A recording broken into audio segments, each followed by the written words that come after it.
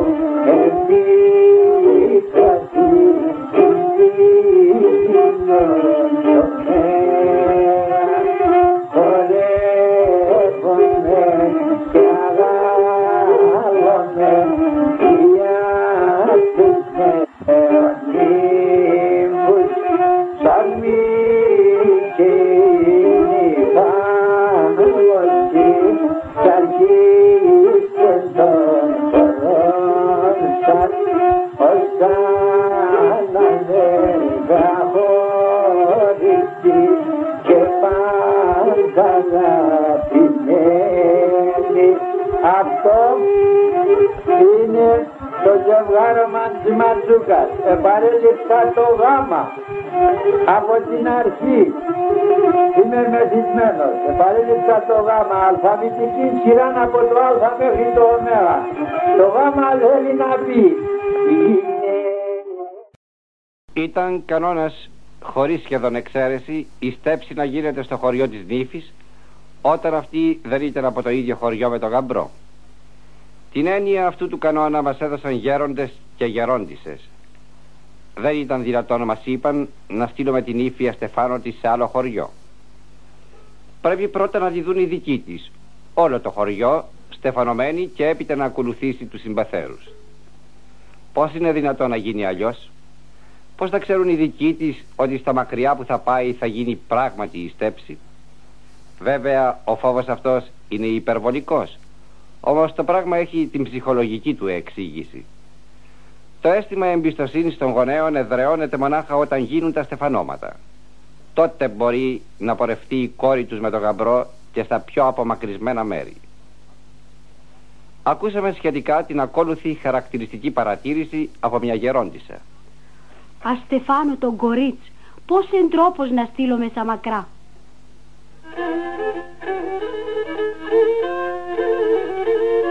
Ας έρθουμε τώρα στα επεισόδια μετά τη στέψη. Βρισκόμαστε στο σπίτι του γαμπρού. Η νύφη βρίσκεται σε ιδιαίτερο δωμάτιο, στον νυμφίον.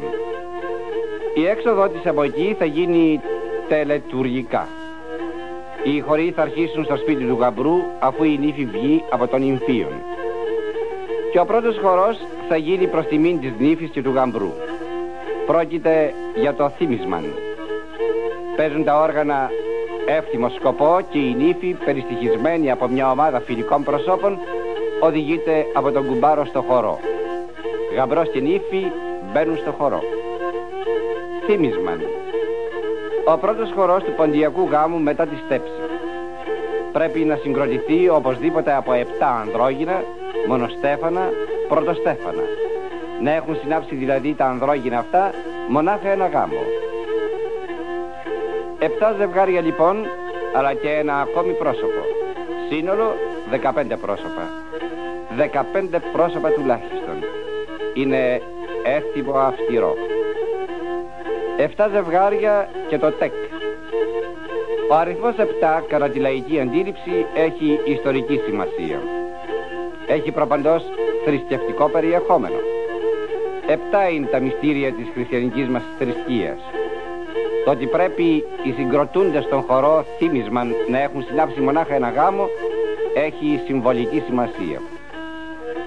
Κατά την πιο αυστηρή θρησκευτική αντίληψη, μονάχα ο πρώτος γάμος εκφράζει το βαθύτερο και πλατύτερο περιεχόμενο της θρησκευτικής του υποστάσεως. Ως προς τα τραγούδια του θυμίσματος, αυτά αφορούν την περιγραφή του εθήμου και διαφόρους επένους, συμβουλές κτλ. Σχετικά με την ευτυχία του νέου ανδρογίνου.